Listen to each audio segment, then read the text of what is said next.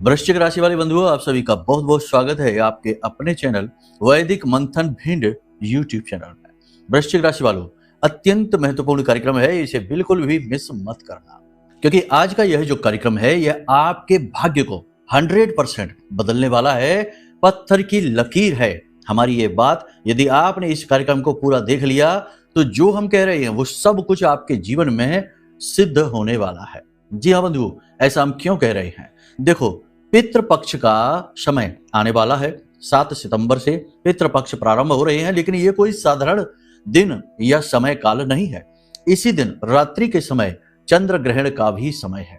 देखिए, कोई भी ग्रहण होता है या किसी भी प्रकार की ऐसी स्थिति बनती है, तब कुछ विशेष नियम होते हैं, कुछ विशेष गुप्त विद्याएं होती हैं। जो लोग इन्हें जानते हैं वो इस समय और काल का बहुत ही अधिक लाभ उठा लेते हैं। जी हाँ बंधुओं, चंद्र ग्रहण के समय आप समझिए, जो ग्रहण है वो क्या है? वो चंद्रमा की पीड़ा है। और चंद्रमा की पीड़ा के समय यदि आप कुछ ऐसे गुप्त उपाय नुस्खे अपना लें जो कि चंद्रमा को बलि करते हैं, उस समय और काल पर आप वो क्रियाएं करें तो उससे चंद्रमा आपसे प्रसन्न होता है। और याद रखना कि जब चंद्रमा प्रसन्न होता है तो आपकी जीत हर हाल में निश्चित है। बिल्कुल साक्षात्कार होगा आपकी जीत से आपका। क्यों? क्योंकि चंद्रमा आपका मन है, और मन के हारे हार, मन के जीते जीत। जब मन ही आपका जीत आपको दिलाएगा तो फिर आप क्यों नहीं जीतेंगे? मन से ही तो जीत मिलती है, मन से ही हार मिलती है। तो कहने का मतलब ये है कि ये कार्यक्रम जो है ना, ये एक पूरा का पूरा पैकेज है, एक बंडल है। कई बातें इसमें हम आपको बताएंगे, जैसे कि चंद्र ग्रहण के समय आप क्या करें, क्या ना करें। जी हाँ, दोनों ही बातें जानना बेहद अनिवार्य है। फिर पितृपक्ष प्रारंभ होने से पहले आप क्या करें, और पितृपक्ष के समय और काल में पूरे 15 दिनों का ये जो है ना पक्ष होता है। पक्ष का मतलब 15 दिन का भाग, अवस्था। तो जो ये 15 दिन की अवस्था है, इसमें आप क्या करें कि जिससे पितरों की ऊर्जा और शक्ति से आप भयानक से भयानक दुख तकलीफ परेशानियों से मुक्ति प्राप्त कर जाएंगे। श्रीमद् भागवतम कहती है कि हर एक इंसान के सबसे महत्वपूर्ण देवता पितृदेव होते हैं। इसीलिए इन्हें 1 2 3 4 नहीं, पूरे 15 दिनों का समय और काल दिया जाता है। और ये किसको दिया जा रहा है? हमें दिया जा रहा है, ताकि हम अपनी गलतियों का पश्चाताप कर सकें, अपनी गलतियों के लिए पितरों से क्षमा मांग सकें, और पितरों के आशीर्वाद के आधार पर अपने जीवन में उन्नति ला सकें। याद रखना बंधुओं, जिसके ऊपर पितरों का आशीर्वाद नहीं है, जिसके पित्र अतृप्त हैं, असंतुष्ट हैं, खुश नहीं हैं, तो समझिए कि उस पर दुनिया की कोई भी दिव्य शक्ति, अच्छे से अच्छा समय, ग्रह योग उसको जीवन में खुशी नहीं दे सकता, क्योंकि उसके जीवन की सबसे बड़ी बाधा ही उसका पितृ दोष बन जाएगा। जितने भी दोष होते हैं ना, उनमें सबसे भयानक दोष पितृ दोष ही है, क्योंकि ये एक ऐसा दोष है जो पीढ़ियों तक जाता है। 10-10 पीढ़ियों तक ये दोष पीड़ा दे सकता है, और इसकी पीड़ा पल प्रतिपल बढ़ती चली जाती है। कहने का मतलब ये है कि ये एक गोल्डन टाइम है आपके जीवन का जो आ रहा है, और ये जो कार्यक्रम आपको मिला है ये बिल्कुल सटीक समय और काल पर आपको मिल रहा है। महामाई की कृपा और उनकी अनुभूतियों के आधार पर हमने बिल्कुल सही समय पर सही योजनाबद्ध तरीके से आपको स्टेप बाय स्टेप चीजें बताई हैं। आपको क्या करना है? आपको करना है इस कार्यक्रम को पूरा देखना है अंत तक, ठीक है? फिर इस कार्यक्रम में जो बातें हम बता रहे हैं, याद रखना ये कोई साधारण बातें नहीं है, ये बेहद महत्वपूर्ण बातें हैं। इन बातों को स्टेप बाय स्टेप समझना है, फिर फॉलो करना है। कुछ जरूरी लगे तो उन चीजों को नोट भी कर लेना है, स्क्रीनशॉट ले लेना है, क्योंकि बहुत सारी अच्छी बातें बताने जा रहे हैं। इन सब बातों को फिर जीवन में उतारिए, और फिर देखिए कैसे चुटकियों में सारी समस्याओं का समाधान होगा स्वतः ही। याद रखना बंधुओं कि मानव के हाथों में कुछ खास है नहीं। हमें लगता जरूर है कि सब कुछ हम ही तो कर रहे हैं, हम ही ने दुकान खोली है, हम ही दुकान शाम को बंद करते हैं, हम ही ग्राहकों को सामान बेचते हैं, हम ही नौकरी पर जाते हैं। कहने का मतलब यह है कि ये हमें लगता है, ये हमारा अपना खुद का अहम है जो हमें एहसास कराता है कि सभी कुछ हम ही तो कर रहे हैं, लेकिन कुछ भी हमारे हाथों में नहीं है। हम तो सिर्फ मोहरे मात्र हैं, और हमारे माध्यम से वह परम तत्व तरह तरह के अनुभव प्राप्त कर रहा है। अब हम क्या कर सकते हैं? हम केवल अपने चुनाव सही कर सकते हैं। मतलब कि कोई गलत चीज खा पी सकता है और सही चीज भी खा पी सकता है। फिर उसके जीवन में जो अच्छाई और बुराई आएगी वो उसकी देन होगी। कहने का मतलब यह है कि चुनाव हमारे हाथ में है, बस इसके अलावा कुछ भी नहीं। मेहनत जो हम करते हैं वो हम कर भी पाएंगे कि नहीं, या फिर हम यदि भाव विहीन होकर मेहनत करते हैं तो उसका फल प्रतिफल भी हमें मिलेगा कि नहीं, ये सब कुछ ऊपर वाले ने अपने हाथ में रख रखा है। हमारा मानना तो यह है कि हमारा चुनाव भी ऊपर वाले के हाथ में ही है, ठीक है ना। लेकिन ये एक बहुत बड़ा विषय है, इसके बारे में बात ही नहीं करना चाहते। ये सब बातें हम आपको केवल इसलिए बता रहे हैं बंधु कि जब भी हमें ईश्वर मदद करना चाहता है तो वो हमें संकेतों के माध्यम से चीजें बताता है। कभी कोई गुरु बन के आएगा, कभी कोई मित्र बन के आएगा, कभी कोई कार्यक्रम आएगा, जैसे ये कार्यक्रम आ गया है, कभी कोई चीज आपके सामने आएगी। मतलब कहने का ये है कि ये सांकेतिक भाषा है ईश्वर की। इसे जो समझता है, इनका अंदाजा लगाता है, फिर इन्हें जीवन में लेकर आता है, वो बहुत उन्नति करता है, बहुत आगे बढ़ता है। और जो कुछ भी नहीं समझता वो केवल ये सोचता है कि सब कुछ हम ही तो कर रहे हैं, भगवान क्या कर रहे हैं, कुछ भी नहीं कर रहे, सब कुछ हम ही तो कर रहे हैं। वो इंसान कभी तरक्की नहीं करता, वो केवल जहां है वहीं खड़ा रहता है आजीवन। चाहे जीवन भर कमाएगा लेकिन उसकी सेविंग जीरो होगी, उसके जीवन में रिश्ते नातों का मोल जीरो होगा, उसका मान सम्मान भी ना के बराबर, ठीक है ना। कहने का मतलब यह है कि आप अपने आप को समर्पित करिए, फिर देने वाले जाने कितना देने के लिए बैठे हैं। जो देवे सो देवता, बस हम ही ले नहीं पाते अपनी कमियों की वजह से। तो कहने का मतलब यह है कि इस कार्यक्रम में बड़ी महत्वपूर्ण चर्चाएं विषय पर बातें होंगी। साथ ही हम आपको बताएंगे 5 बड़ी भविष्यवाणियां भी, इनके अनुसार आपको अपने जीवन को प्लान करना है। कार्यक्रम पूरा देखना है बंधु। बार बार हम ये आपसे इसलिए कहते हैं कि हम सचमुच में बहुत मेहनत करते हैं आपके लिए कार्यक्रम बनाने के लिए। आप जब कार्यक्रम पूरा देखते हैं और जब आपके चेहरे पर मुस्कुराहट आती है क्योंकि आपके काम बनने शुरू हो जाते हैं, हमें बहुत अच्छा लगता है। कैसे अच्छा लगता है? आपके मैसेज आते हैं, फोन कॉल्स आते हैं, आप कमेंट करते हैं और हम देखते हैं, पढ़ते हैं तो बहुत अच्छा लगता है। तो चलिए बंधु, उम्मीद करते हैं आप हमारी बातों को समझ रहे हैं, हमारी भावनाओं को समझ रहे हैं। कार्यक्रम में अंत तक जरूर ठहरेंगे। अब महामाई से अनुमति लेते हैं, कार्यक्रम को शुरू करते हैं। कमेंट बॉक्स में पूरे भक्ति भाव के साथ लिख डालिए, जय मां भद्रकाली कृपा करो। महामाई निश्चित तौर पर आपके ऊपर कृपा कर चुकी हैं, तभी पल प्रतिपल गाइडेंस के तौर पर यह कार्यक्रम आपके लिए आया है। भाव यदि गहरा है तो ये भी लिखिए कि मैं भी माई के परिवार का हिस्सा हूं। चलिए बंधु, अब अपने मूल विषय को शुरू करते हैं। जय माई की। बंधुओं, ज्योतिष और तंत्र विद्या के क्षेत्र में आचार्य अमित एक जाना माना नाम है।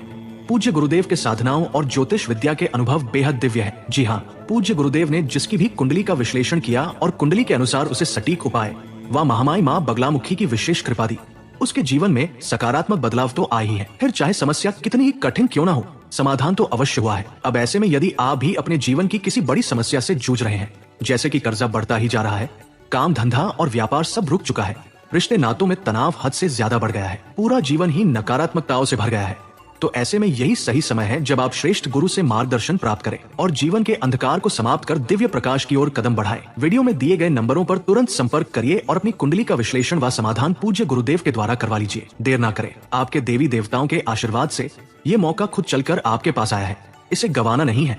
अभी फोन करें और गुरुदेव से मार्गदर्शन प्राप्त करें। महामाई आपका कल्याण करें। धन्यवाद। तो सबसे पहले बात करते हैं बंधुओं आपकी अपनी, यानी कि आप अपने कार्यों को आगे टालने की कोशिश करेंगे। थोड़ा आलस, थोड़ा थकान, थोड़ा नकारात्मकता आपके मन में घर बनाएगी। निगेटिविटी से मुक्ति जरूर आपको प्राप्त करनी चाहिए। अपने मन को जितना हो सके उतना पॉजिटिव रखना है। कार्यों को आगे नहीं टालना है, कार्यों को स्थगित करना, उन्हें टालना आपके लिए भारी पड़ सकता है।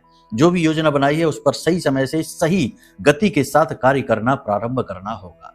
परिवार का वातावरण भी थोड़ा सा भारी रहेगा, मतलब कि आपके अनुकूल नहीं होगा। आप जैसा लोगों से उम्मीद करेंगे, परिवार का कोई भी सदस्य हो, वैसी आपकी मदद नहीं हो पाएगी।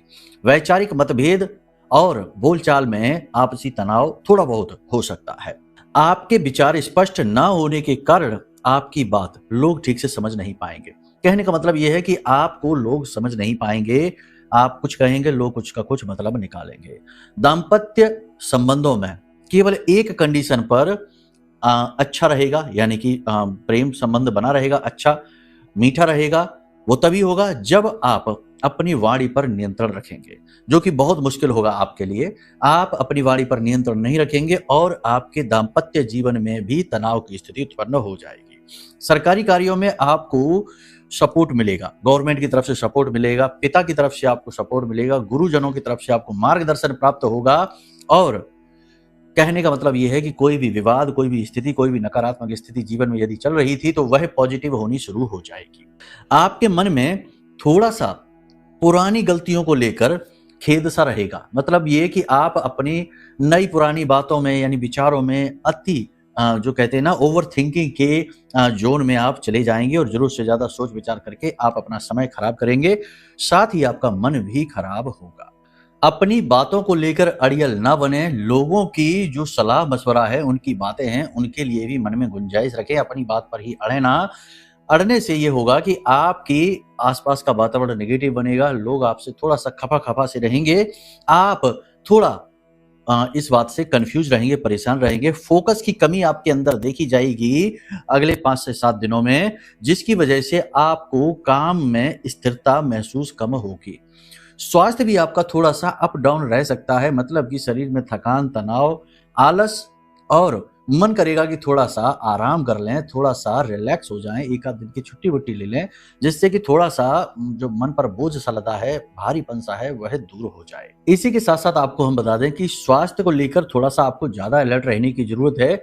ये बात भी निश्चित है कि काम लगातार करते रहने की वजह से थकान भी है, शारीरिक और मानसिक थकान भी है, लेकिन फिर भी हम आपको बताएँ कि आपको अपनी सेहत का विशेष ख़्याल रखना होगा, खान-पान पर विशेष ध्यान दें, थोड़ा योग प्राणायाम भी करें और कहने का मतलब ये है कि अपने मन को भी जितना हो सके उतना पॉजिटिव रखने की कोशिश करें। देखो एक बात आपको हम बता दें कि इस दुनिया में कोई किसी के लिए नहीं आने वाला है। जो कुछ भी है आपसे शुरू है, आप पर ही खत्म है। अब ये बात क्या है, इसका क्या मतलब है? इसका मतलब ये होता है कि आप अपने जीवन के कर्ता-धर्ता स्वयं हैं। आप जिन लोगों के लिए सब कुछ कर रहे हैं, जिन लोगों के लिए अपना अच्छा बुरा भी नहीं देख रहे हैं, वे लोग भी समय आने पर आपकी मदद नहीं कर पाएँगे, चाहकर भी नहीं कर पाएँगे। आपका कुछ ऐसा कह सकते हैं कि आपकी राशि का ये दुष्प्रभाव है या यूँ कह सकते हैं कि ये आपके जीवन की विडंबना है कि जब जिस वक़्त आपको जिनकी ज़रूरत पड़ेगी, वे लोग आपकी मदद के लिए आ ही नहीं पाएँगे। आपको अपनी जंग, अपनी लड़ाई खुद लड़नी पड़ेगी। अब ऐसे में आपका अति भावुक होना बहुत खतरनाक है। अपने बारे में लापरवाही करना अत्यंत खतरनाक है। अपने आप को स्वस्थ रखिए, अपने आप को हेल्दी रखिए, अपने काम पर ध्यान दीजिए। अपने जीवन को सही दशा और दिशा देने की कोशिश करिए और लोगों से ज़्यादा चर्चाएँ अपने जीवन के बारे में, भविष्य की योजनाओं के बारे में ना करिए। जो है आपका है, अपना है, कोई आपका साथ दे ही नहीं सकता। आपके काम करने के तौर तरीके बहुत ही विरले हैं, बहुत ही अलग हैं। लोग आपकी बुद्धि से आपकी आपकी जो फ्रीक्वेंसी है, ऊर्जा का जो स्तर है उससे मैच ही नहीं कर सकते हैं। आप बहुत ही अलग विचारधारा के इंसान हैं। अपने जीवन में भले ही आपने चाहे बड़ी-बड़ी ऊँचाइयाँ हासिल ना कर पाई हो, लेकिन आपके अंदर पूरा दम है, पूरी योग्यता है कि आप बड़ी से बड़ी ऊँचाई को हासिल कर सकते हैं। और ये आपके जीवन में होगा ही, चाहे देर हो, दुर्घटना से देर भली, देर सवेर हो सकता है, लेकिन होकर ही रहेगा, जब आप अपनी मनचाही सफलता हासिल कर लेंगे। लेकिन इसके लिए आपको अपने फ़ोकस पर कार्य करना होगा क्योंकि आपका फ़ोकस भी डाइवर्ट बड़ी जल्दी हो जाता है।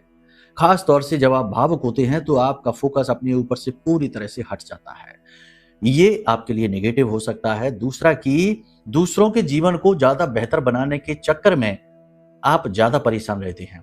कहने का मतलब ये है कि अपनी परेशानी से कम दूसरों की परेशानियों से आप ज़्यादा परेशान होते हैं। ये इस दुनिया के नियम के विरुद्ध है। आज के इस कलयुग के नियम के विरुद्ध है। यहाँ लोग दूसरों के सुख से दुखी हो रहे हैं, लेकिन आप सचमुच में दूसरों के दुख से दुखी होते हैं। तो कहने का मतलब ये है कि आप अपने ऊपर थोड़ा-सा नियंत्रण रखिए, थोड़ा-सा आप कठोर बन जाइए, थोड़ा-सा स्वार्थी हो जाइए। और कहने का मतलब ये है कि नेगेटिव नहीं है। कठोरता का मतलब ये नहीं है कि आप असभ्य हो जाइए। कठोरता का मतलब ये है कि आप समझिए कि जिसके जीवन में जो कुछ चल रहा है वो उसके कर्मिक यात्रा का प्रतिफल है। उसके अपने भी तो प्रारब्ध है, उसकी भी तो जन्म-जन्मांतर की यात्राएँ हैं। तो आपका जितना हो सके उतना सपोर्ट करिए, ज़रूरत से ज़्यादा आप नहीं कर सकते। आप करते भी रहेंगे तब भी उसके कष्ट दूर नहीं होंगे। चाहे आप बर्बाद हो जाना, लेकिन वो आबाद नहीं होगा। वो आबाद तभी होगा जब उसका जो कष्ट वाला कोटा है ना कर्म का, वो पूरा हो जाएगा। वैसे ही वो चुटकियों में आबाद हो जाएगा। उसे किसी की मदद की ज़रूरत नहीं पड़ेगी। कहने का मतलब ये है कि आप केवल अपना कर्म करिए, अपने आप को किसी के लिए झोंकिए नहीं, अपने आप को बर्बाद ना करिए। समझ में आ रही है आपको बात हमारी? ठीक है। यहाँ तक आपने सारी चीज़ें समझ ली हैं। अब यहाँ पर 3 तरीके की बड़ी भविष्यवाणियों के बारे में बात है जो आप समझनी होगी। पहली चीज़ ये कि आप अपने ऊपर ध्यान दीजिए। दूसरी चीज़ ये है कि अपने फ़ोकस को भटकने मत दीजिए। तीसरी चीज़ ये है कि यदि आराम करने का मन करता है, क्योंकि काम की अधिकता तो है ही, लगातार मेहनत परिश्रम तो चल ही रहा है, आराम करने का मन करता है तो आराम कर लीजिए, इसमें कोई बुराई नहीं है। जब आप आराम करें, जब आप छुट्टी लें, जब आप विश्राम करें तो इसमें कोई दोष नहीं है। ना ही अपने मन में ग्लानि का भाव आप रखिए। आप भरपूर आराम करिए और फिर नई ऊर्जा के साथ आगे बढ़िए। आप समझ पा रहे होंगे कि हम आपसे क्या कहना चाहते हैं। यहाँ कुछ भी नेगेटिव नहीं है, यहाँ केवल और केवल पॉजिटिविटी की बातें हो रही हैं। क्योंकि अगर हम 2 कदम रुकते भी हैं तो इसका मतलब ये नहीं कि हमने यात्रा समाप्त कर दी है। इसका मतलब ये है कि हम बस सुस्ता रहे हैं, आराम कर रहे हैं और फिर नई ऊर्जा के साथ आगे बढ़ेंगे। उम्मीद है आप हमारी बातों को, भावनाओं को समझ पा रहे हैं। अब बात करते हैं कि 7 तारीख जो आ रही है उससे पहले और उस समय पर आपको क्या करना है। देखो, सबसे बड़ी बात यह है कि पितृ कौन है आपके?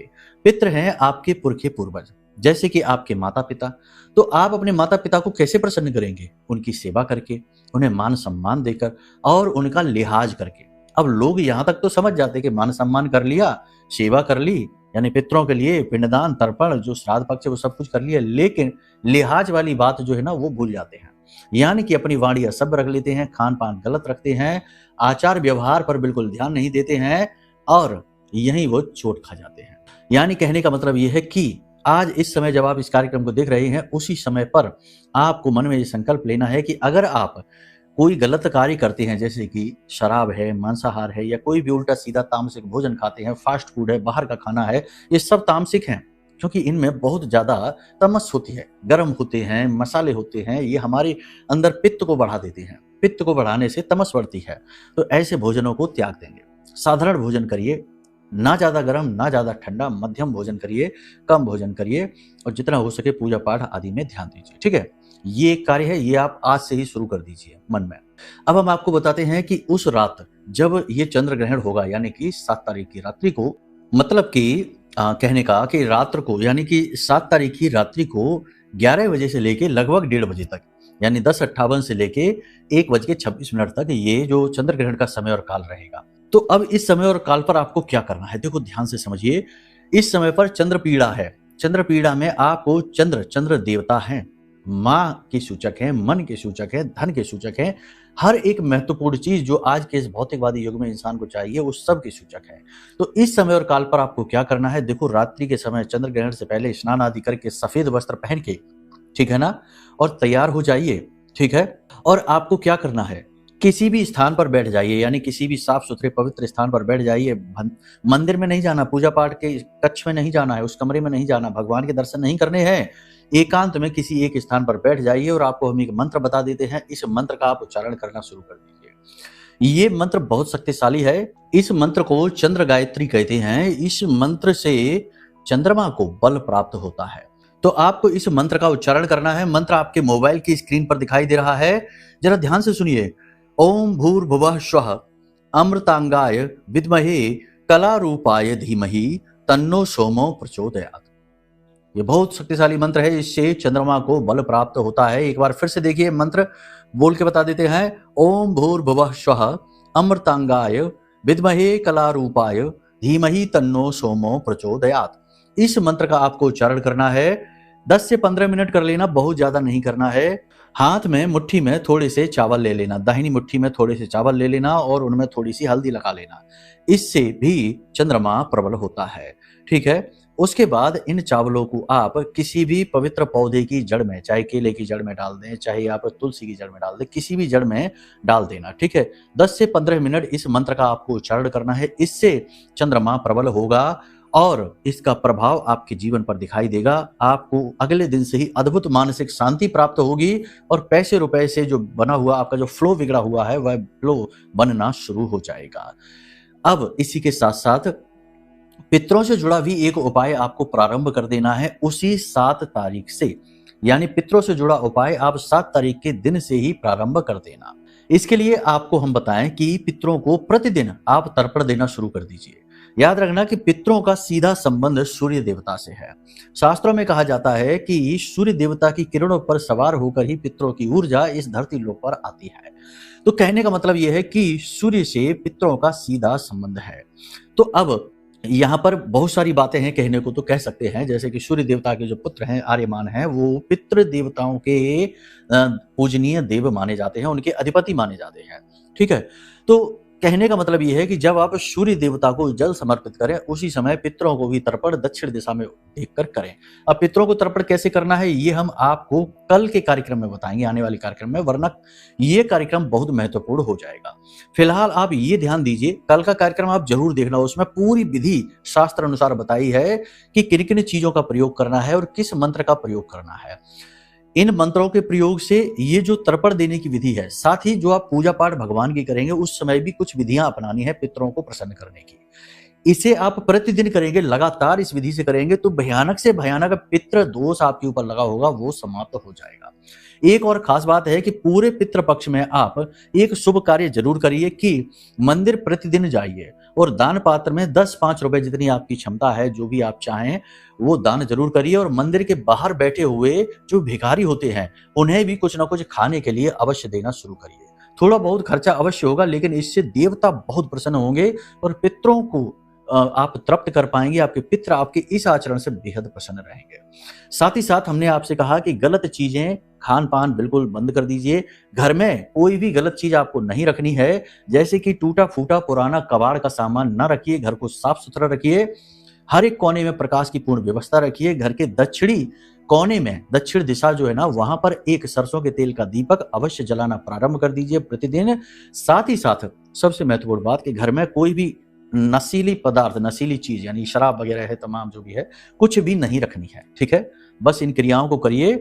अब आपकी कुंडली में यदि पितृदोष लगा हुआ है, किसी विशेष ग्रह से आ रहा है, तो उसके लिए भी कुछ विशेष उपाय हैं जो हम आपको बता सकते हैं, लेकिन इसके लिए आपको अपनी कुंडली का आकलन कराना पड़ेगा, क्योंकि कुंडली में शनि से है, राहु से है, गुरु से है, किस ग्रह से आपको पितृदोष आ रहा है वो यदि आप समझ जाएं और उसके अनुसार यदि आप उपाय इस पितृपक्ष में कर लेते हैं तो फिर आपकी पिछली 7 पीढ़ियों तक के दोष पितरों से जुड़े हुए समाप्त हो जाएंगे।